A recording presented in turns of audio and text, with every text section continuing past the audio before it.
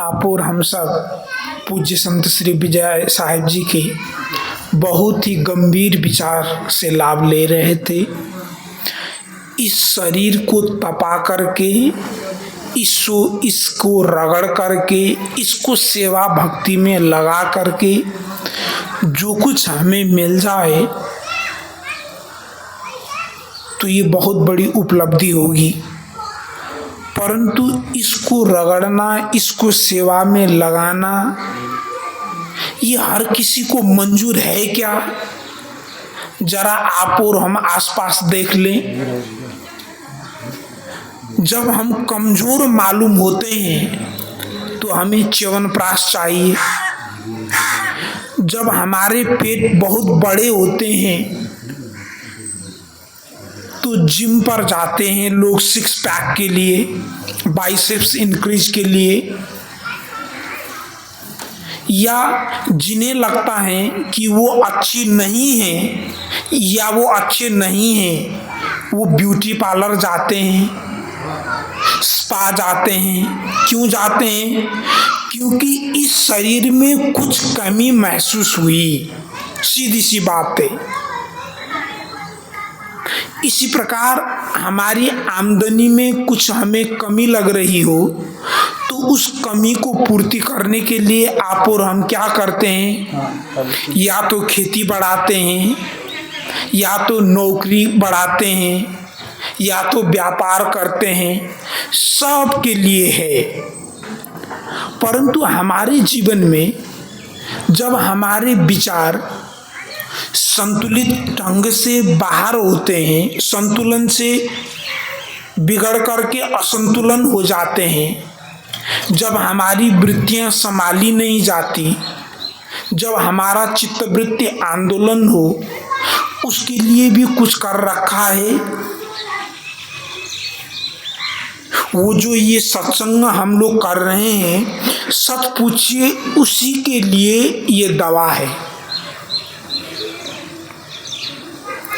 जैसे बरसात के लिए, अब यहाँ की रिवाज मुझे ज़्यादा मालूम नहीं है, बरसात के लिए जो लकड़ी चाहिए, अनाज चाहिए, बरसात शुरू होने से पहले इकट्ठा करके बारिश के दिन में आराम से रहते हैं लोग।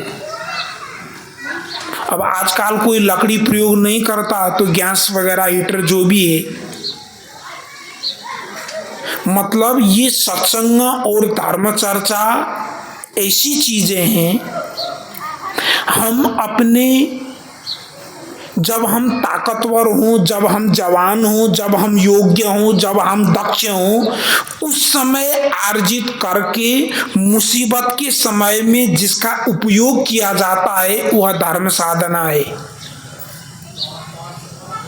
ये ऐसा नहीं कि जब आपको मुसीबत आए ये तब काम दे, ये इंस्टेंट कैश होने वाला नहीं है।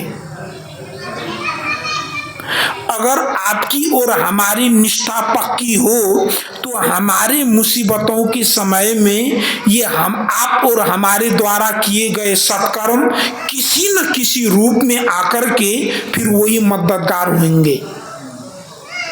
अगर आप और हम वाकई में दिल से अच्छा कर रहे हैं तो।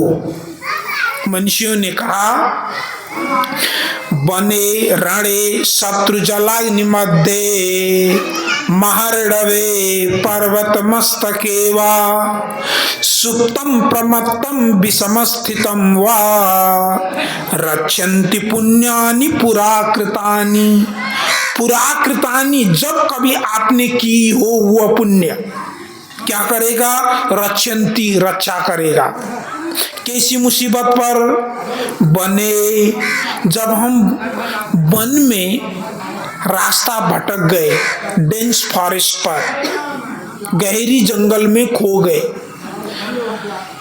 तो कहीं न कहीं किसी भी व्यक्ति के द्वारा ऐसा संकेत, ऐसी वजह से आप उस मुसीबत से पार हो जाएंगे। क्यों? रक्षन्ति पुण्यानि पुराकृतानि, बने रणे समरभूमि में। सीधी बात है, आप मुसीबत में हो तो वहां भी रक्षा होगी। शत्रु जलाग्नि मध्य, दुश्मनों से घिरे हुए हों, वहां पर कुछ करने का कुछ रास्ता आपको दिखाई नहीं दे रहा हो, तो उस समय जो मिलेंगे वो सदगुरु का ज्ञान होगा, वो सदगुरु द्वारा प्रदत्त पुण्य होगा, सदगुरु द्वारा प्रशस्त किया गया पुण्य पथ होगा।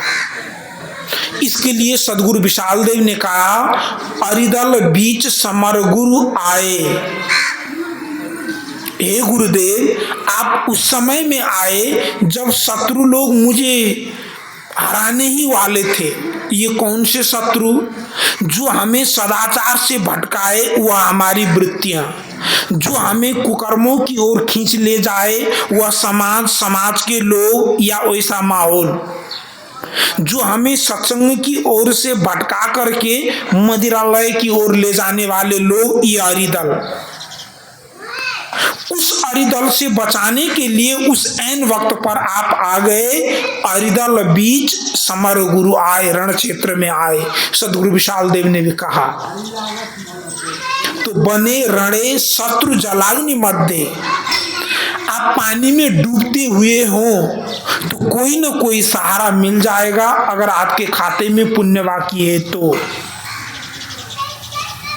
सुप्तम प्रमत्तम, आप सो रहे हो, कुछ गिरने वाला हो, ऊपर से कुछ पत्थर वगैरह आने वाले हो, उस मुसीबत के घड़ी में किसी न किसी प्रकार आपकी और हमारी रक्षा होनी तय है। इसलिए इस जगत में जो कुछ भी किया जाता है, ये दिल में आप और हम सब गांठ बांध लें, ये वृथा नहीं जाएगा। और ये बताने और जतलाने की भी जरूरत नहीं है, क्योंकि बोने के बाद कोई चिल्लाए तो सही, न चिल्लाए तो सही, उगना सही है। अगर बीज सही हो, अगर जमीन सही हो, अगर सिंचाई सही हो। सुप्तम, सोते हुए हो, प्रमत्तम, हम मतवाले हुए हो। बहुत सारे शराबियों को बहुत बार चालकों ने बचाया है। भले ही वह आज शराब पी रहा हो, परंतु कुछ पुण्य कर्म उसके प्रबल थे, उसके चलते उस ड्राइवर में यह चेतना जग गई। नहीं तो बहुत सारे लोग तो ठोक ठाक के निकल जाते हैं। सुप्तम प्रमत्तम विषम स्थितम हुआ, जो अन्य विषम परिस्थिति हमारी जिंदगी का जो है या जो कुछ भी होने वाला है। आपको मैं बताऊं, एक भक्ति भावना की बात और बगैर भक्ति भावना की बात बिल्कुल अलग है। सब्जी को बढ़िया भूजें, बढ़िया फ्राई करें धीमी आंच में, मंद मसाले, थोड़े से तेल, स्वादिष्ट बनाने में आप लगी हो, परंतु बस उसमें नमक भर न डालें, बाकी सब कुछ डालें, शायद बहुधा लोगों को अच्छा नहीं लगेगा। हमारे जीवन में वो नमक, यह भक्ति रूपी नमक की ओर डली है। अगर वो नहीं डाला गया है तो जो स्वाद मिलना चाहिए वो मिलेगा नहीं। अगर ये मिला हुआ है तो हमारे जीवन की जो मुसीबत है, उस मुसीबत को भी आशीर्वाद के रूप में आप और हम पचा पाएंगे। जो साहेब जी हैं, साहेब जी के जन्म तिथि में मैं पूज्य गुरुदेव श्री तत्पर साहेब जी के साथ में गया था। सुल्तानपुर जिले में है। तो साहेब जी की भाभी आई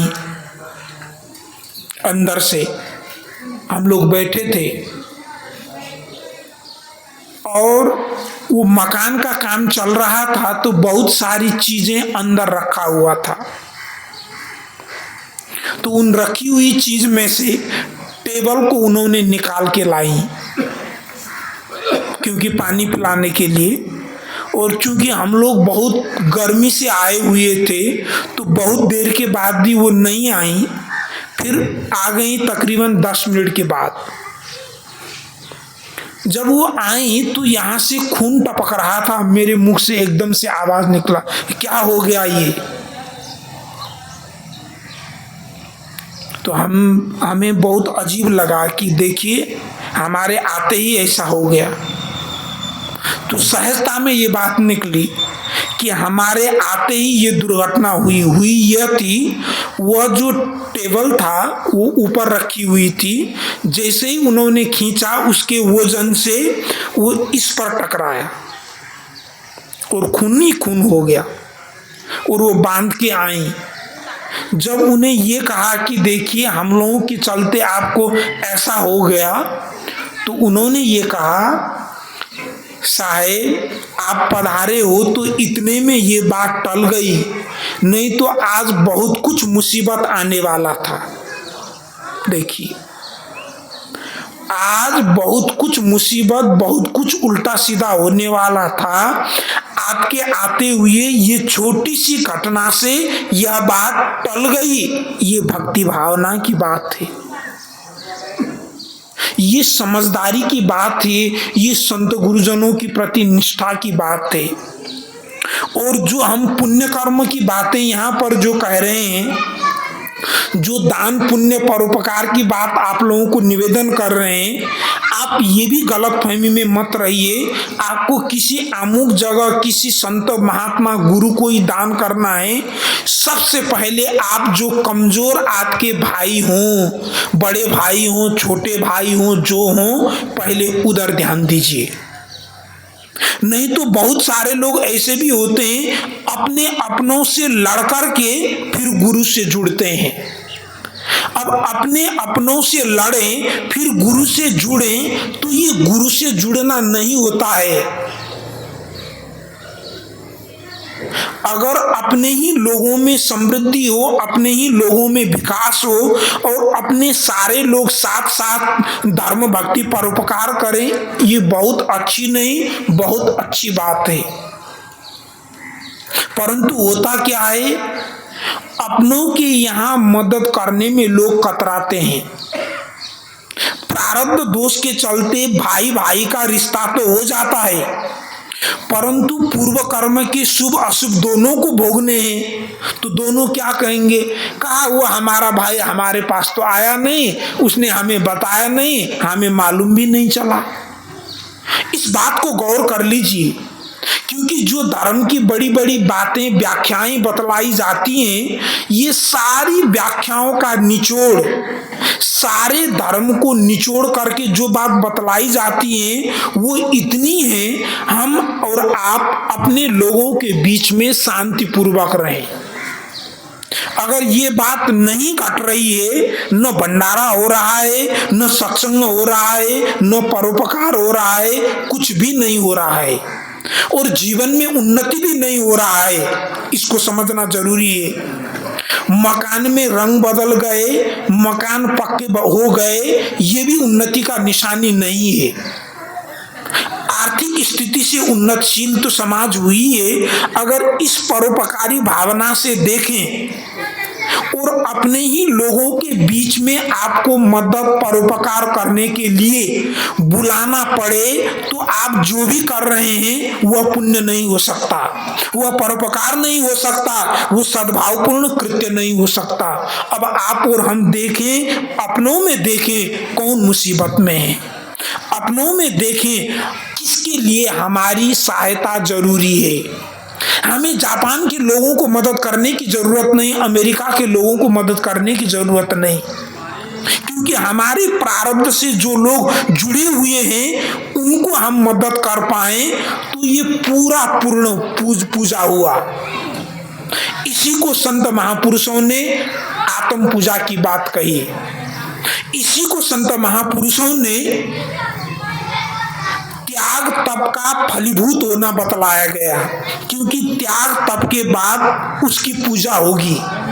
तो आप और हम हमारे जीवन में अपने ही आसपास के लोगों के बीच में इस तथ्य को समझ पाए, अपनी चेतना को जागृत करके देखें कि वाकई में मेरे लोग मुसीबत में हैं और मैं सक्षम हूँ, फिर भी मैं सहायता नहीं कर रहा हूँ, तो यकीन मानिए अध्यात्म की यात्रा में अभी आप और हम एक कदम भी नहीं बढ़ पाए हैं।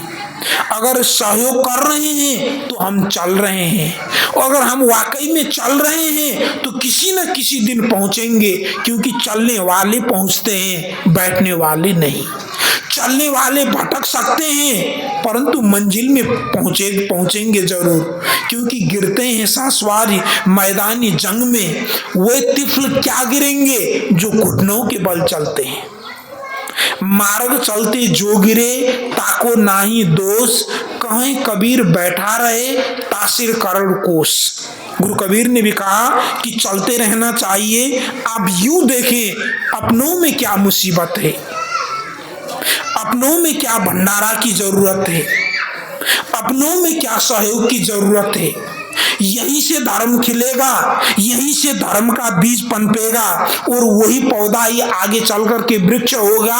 उसी वृक्ष के नीचे आपको फूल भी मिलेगा, फल भी मिलेगा।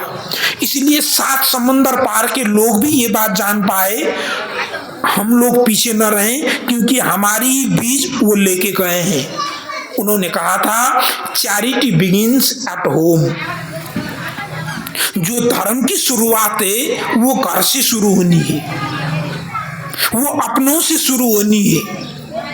अब यहाँ दोनों लड़ गए, अब गुरु के पास जा रहे हैं। पति पत्नी में लड़ने के बाद भी सत्संग में लोग आते हैं। मुझे साधु होने के कई वर्षों के बाद पता चला, ये पता ही नहीं था मुझे। मतलब लड़ने के बाद अब गुरु को ढूंढ रहे हैं। आप भूखे हो, आपको खाना चाहिए, तो खाने के लिए प्लेट को गंदा करके लेते हुए आ रहे हैं। अब भोजन मिले न मिले, प्लेट में गंदगी तो भरा है। जैसे सत्संग के लिए आप और हम आए हैं, अपने आप को श्रद्धा विहीन, भक्ति विहीन और गुरु सेवा विहीन यूं ही अपने अकड़ में बैठे हैं, तो भी ज्ञान नहीं मिल सकता, क्योंकि हमने अपने आप को अपने नाम से, अपने रूप से, अपने उपलब्धि से क्या किया है, अपने आप का आइडेंटिफाइड किया है, परिचित किया हुआ है। मेरे पास इतनी गाड़ियां, इतनी खेत, इतनी जमीन, इतने लोग, इतने संपत्ति। अब बताइए, कोई मदिरा पीकर बैठा हो, उसको रात भर ज्ञान दिया जाए, क्या समझेगा वो? भर्तृहरि ने कहा था पीत्वा मोह महिम मदिरा उन्मुक्त भूतम जगत। सारे जगत के लोग उतावले हो गए, क्या पी करके? मोहर की मदिरा पी करके। अब देखिए, जो चित्त शुद्धि की बात हम लोग करते हैं, जो अंतःकरण निर्मलता की बात करते हैं, इसको बहुत गहरी साधना में मत ले जाइए, नहीं तो मामला गड़बड़ हो जाएगा। अपने लोगों के लिए हमें हमदर्दी है और हम कर रहे हैं, चित्त शुद्धि हो चुका है। अगर चित्त शुद्धि फिर हुई है, फिर ये मोह से आप और हम व्याकुल नहीं होंगे। मोह से व्याकुल होने का मतलब यह है अपनों के दुख दर्द को न समझना, इतनी बात है। अगर अपने ही लोगों की बात नहीं समझ आई हो, फिर सत्संग की इतनी गहरी और सूक्ष्म बातें कहां से समझ में आ जाएगी? इसको बड़े बारीकी से आप और हम देखें तो हमारे जिंदगी की गांठें दिखाई देंगी। और हैरानी वाली बातें यह है, ये गांठें को अंग्रेजी में नॉट्स कहते हैं। नट्स एक ऐसा शब्द है जो खाते पीते हैं उसको भी नट्स कहते हैं, और जो हमारा बंधन है ये भी नट्स है, स्पेलिंग अंतर है। अब ये गांठें हमारी जिंदगी में पता है या नहीं, कैसे पता करें? बस हमारा मन उत्सुक न हो उन्हें मदद करने के लिए, पड़ गई गांठ। इसलिए सवेरे मैंने एक साखी कही थी, आप लोगों को शायद याद हो न हो। साधु न आवत देखी के मन में राखे आंट, तेई कारण चींटा भयो, पेट में पड़ गयो गांठ। अरे पेट में नहीं, उसको खोपड़ी में गांठ पड़ गया है। अगर ये गांठें नहीं है, फिर संत गुरुजनों के द्वारा जो भी बीज दिया जाएगा ज्ञान की, भक्ति की, वह बीज आपके अंतःकरण में यकीनन जम जाएगा। वह बीज फलीभूत होगा, वह बच्चों में आएगा, वो परिवार के अन्य सदस्यों में आएंगे। परंतु आप और हम शुरू किए हैं या नहीं किए हैं, अपने आप को हमें आत्मनिरीक्षण करना है, सेल्फ इंट्रोस्पेक्ट करना है। इसी के लिए आप और हम यहाँ आए हैं। यहाँ किसी अदृश्य लोक की कथा नहीं बताई जाएगी, किसी कृत्यों के द्वारा आपके पाप कर्मों को तुरंत भस्म करने की बात नहीं बतलाई जाएगी। भोग मोक्ष को चुटकियों में यूं ही आशीर्वाद के तौर पर नहीं बांटा जाएगा यहाँ। और आप लोग ध्यान दें, जिन जिन संप्रदायों ने भोग मोक्ष को बांटा, पाप कर्मों को निवृत्त करने की ठेका ली, उन्हें मनचाही वस्तु देने की उन्होंने संकल्प ले ली, इस प्रकार धर्मों को बेचते गए, तो वहां पर लोगों की भीड़ ज्यादा जमा हुई, ज्यादा लोग एकत्रित और इकट्ठे हुए। परंतु जिन महापुरुषों ने यह कहा कि आपको भोग मोक्ष नहीं मिलेगा, अपने कर्मों का सुधार खुद को करना पड़ेगा, अपने दुर्विचार को, अपने बुरे विचार को, अखाद्य वस्तुओं को त्याग करना होगा, खुद सत्संग में चलना होगा, बातों को समझनी होगी और अपने आप को सही करना होगा, तो इन विचारधाराओं में लोगों की रुचि, लोगों की रुझान कम हुई। क्यों?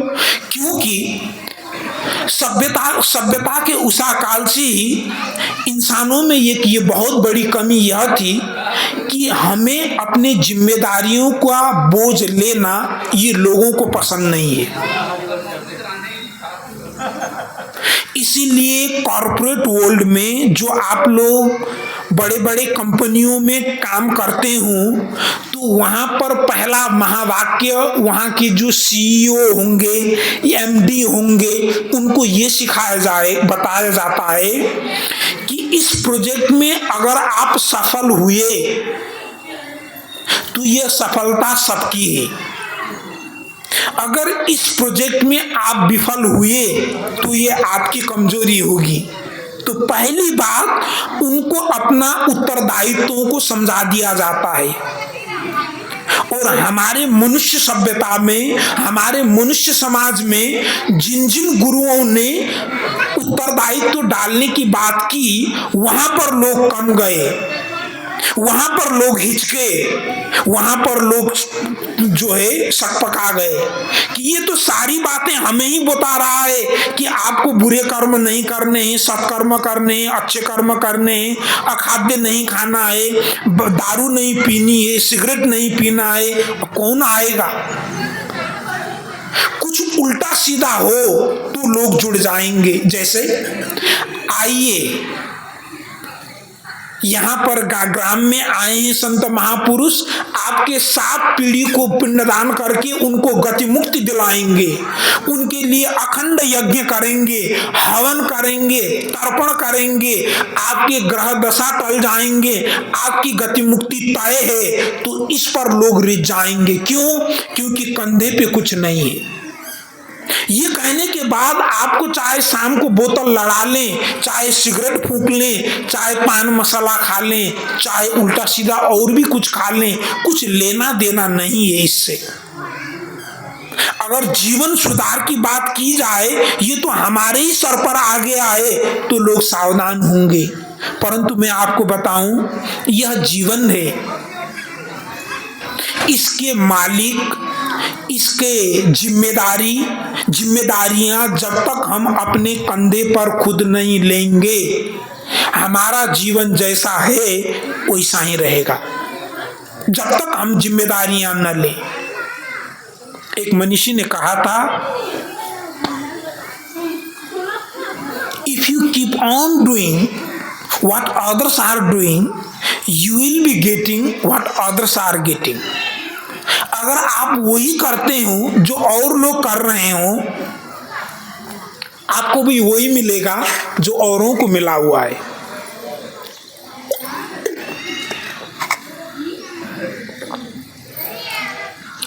सही से देखें और समझें तो सदगुरु कबीर की चिंतन धारा में एक विशुद्धता यह है कि उन्होंने यह कर्मों की जिम्मेदारी आप और हम सबको दी।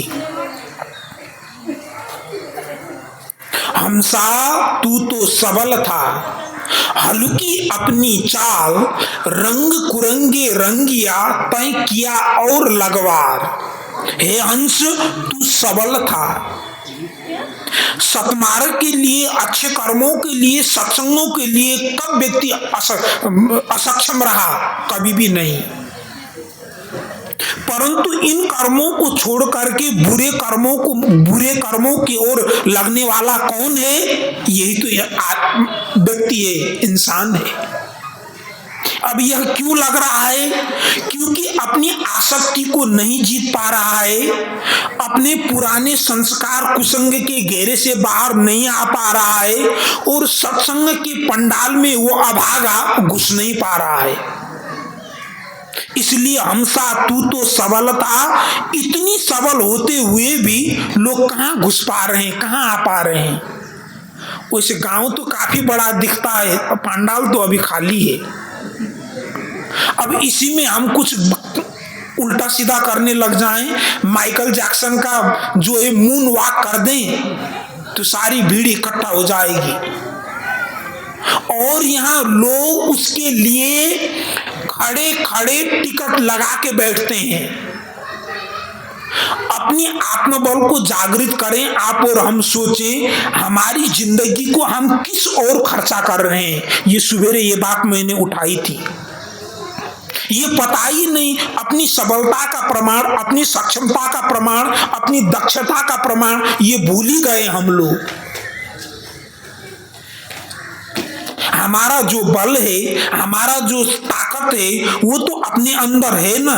वो जागृत तब होगा जब सत्कर्मों की ओर, पुण्य कर्मों की ओर, गुरु भक्ति के गली से जब हम चलेंगे, जब सत्संग के रास्ते होके निकलेंगे, जब स्वाध्याय के राजमार्ग से आगे बढ़ेंगे, तब आपका और हमारा बल जागृत होने वाला है। इस बल को नहीं पहचान पाएंगे तो हम कमजोर होंगे। अब आप कहेंगे नहीं मैं तो बहुत बलशाली हूं। नहीं, घंटे घंटे के बाद मुंह में कुछ ठूसते रहना, उसके बिना बेचैन रहना, चाहे वो सिगरेट हो, दारू हो, मसाला हो, ये बलवान होने का लक्षण कतई नहीं है। ये निर्बलता का लक्षण है।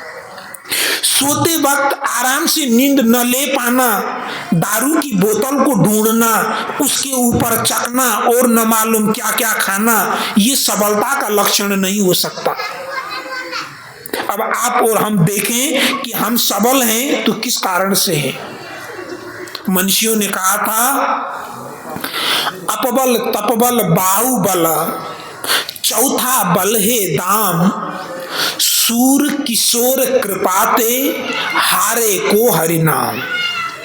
सूरदास महाराज कहते हैं अपबल तपबल बाहुबल। अपबल कहते हैं आत्मबल को। व्याकरण में शब्दों को वर्ग में छुटाया जाता है, अलग किया जाता है, वर्गीकरण किया जाता है। जैसे क वर्ग कहेंगे तो व्याकरण में क्या होगा? क ख ग घ ङ, क वर्ग पूरा हो गया। इसी प्रकार च वर्ग, इसी प्रकार ट वर्ग, इसी प्रकार त वर्ग और इसी प्रकार प वर्ग। व्याकरण में इसको कुचटुपुप कहते हैं। जो प वर्ग है, जो आप लोगों के निमंत्रणा पत्र में भी एक आप डाले थे, वैसे है तो वो अपवर्ग है, उसमें कुछ और ही लिखा है। अब जो प वर्ग है उसको अपवर्ग क्यों कहा गया? किसी भी शब्द में और डालने पर वो निषेधात्मक हो जाता है, उसका उल्टा अर्थ आएगा। अब जो प वर्ग है, प, फ, ब, भ, म, प पाप, फ फ फल यानी कर्म फल, प फ ब बंधन, प फ ब भ भय, व म मरण, यह प वर्ग है। अब अपवर्ग इसको निषेध करते हैं, इसको सत्संग के द्वारा, साधना के द्वारा इसके ऊपर विजय प्राप्त करते हैं, तो ये हो जाएगा अपवर्ग। प पापम नास्ति, बुरे कर्म नहीं है हमारे जीवन में। फ फलम नास्ति, काम्य कर्मों को छोड़ दिया, मुझे कोई मुझे समझेगा, जानेगा, बुझेगा और इन कर्मों के बदले वो भी मुझे ऐसा करेगा, ऐसा न सोचते हुए कर्म करना फलम नास्ति, उसको कर्म फला बांधने वाले नहीं है। पापम नास्ति फलम नास्ति, इस प्रकार प और फ में आया तो बंधनम नास्ति, अब उसके पास बंधन नहीं रहे। बंधन मतलब रोड़े थे, हम कुछ करना चाहते थे, अवरोध आ रहा था, उस अवरोध को पार किया, बंधनम नास्ति। भयम नास्ति, जो प फ ब से आएगा तो भय नहीं रहेगा, श्रिय ले सिकोय ले। मरणम नास्ति, इस प्रकार पुण्य कर्म करने वाले लोग मरते नहीं। मरते वो हैं जो मधुशाला में मरते हैं, मरते वो हैं जो सिगरेट फूंक के मरते हैं, मरते वो हैं जो मसाला खाकर मरते हैं, मरते वो हैं जो दूसरे के हिस्से को छीन कर मरते हैं। जिन्होंने सत्कर्म की, जिन्होंने सदाचार का पालन किया, जिन्होंने समाज में परोपकार करने के लिए कभी पीछे न किया, लोगों की मदद करने में कभी पीठ न दिखाई, जो हो सके वो करते रहे, ये लोग कभी मरने वाले लोग हैं। ये मरेंगे नहीं, ये दिल में छपने वाले लोग हैं, ये दिल में बैठ जाएंगे, इसलिए मरणम नास्ति। अब क्या होगा? मरणम नास्ति अत मोक्ष, पापम नास्ति, फलम नास्ति, बंधनम नास्ति, भयम नास्ति, मरणम नास्ति, मोक्ष। इसीलिए अपबल आत्मबल, ये आत्मबल है। इस आत्मबल के द्वारा उत्साह में हम जो कुछ भी करते हैं, पुण्य कर्मों को धुरी केंद्र में रखकर फिर हम भला दूसरों के लिए बुरा क्यों सोचेंगे, दूसरों की बुरा फिर क्यों चाहेंगे? ये तो हो ही नहीं सकता ना। अगर हम सोच रहे हैं दूसरों के लिए बुरा हो, तब तो फिर हमें और गहराई से मथने की जरूरत है, शोधने की जरूरत है।